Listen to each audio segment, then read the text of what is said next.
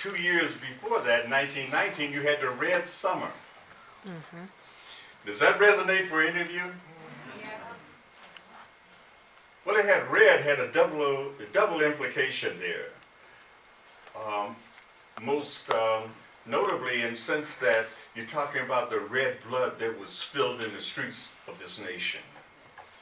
The other was a little bit more metaphorically in terms of looking at from a political and philosophical standpoint in terms of the whole upsurge in terms of militancy, the left politics, and people who were joining the Communist Party.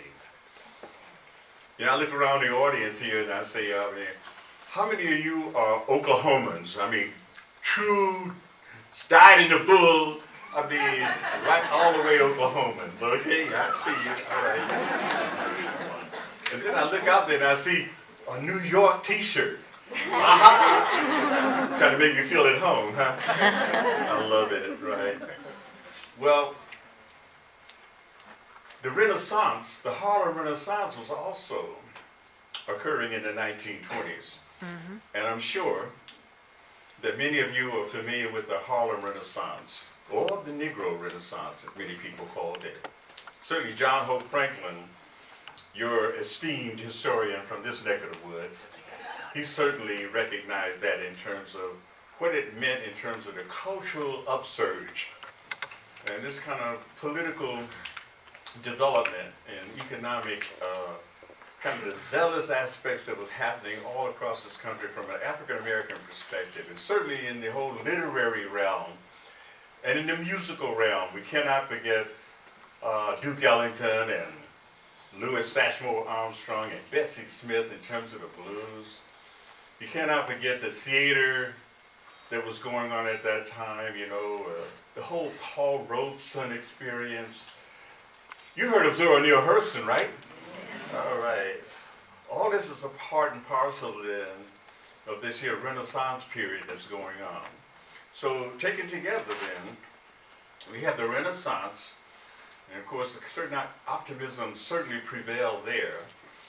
Then you have these returning soldiers, you know, having gone off and fought, you know, in Europe in many cases, and certainly when you talk about the Harlem Hellfighters, a whole 369th Regiment, who never conceded an inch, you know, and were put on the front line even before they concluded basic training. It showed you how the bravery and how courageous they were on the battleground, on the battlefront. The whole Harlem Hellfighters. And then when they returned, and of course later on we'll talk about Harry Haywood because he was a part of these returning soldiers. They were coming back from Europe. The war is over, 1918, 1919 you got the Red Summer, you got the Harlem Renaissance going on. Also, on a more negative aspect, you have the rise of the Ku Klux Klan. And that's something that is going to be very important in terms of mobilizing and galvanizing, you know, this kind of political reaction that's coming from the African American community, particularly out of Harlem. Because at Harlem, you can talk about, you know, connected to the Renaissance and connected with these here soldiers who were part of the Harlem Hellfighters returning from that war and hooking up with a number of political activists at that time. Probably none more remarkable than Marcus Garvey.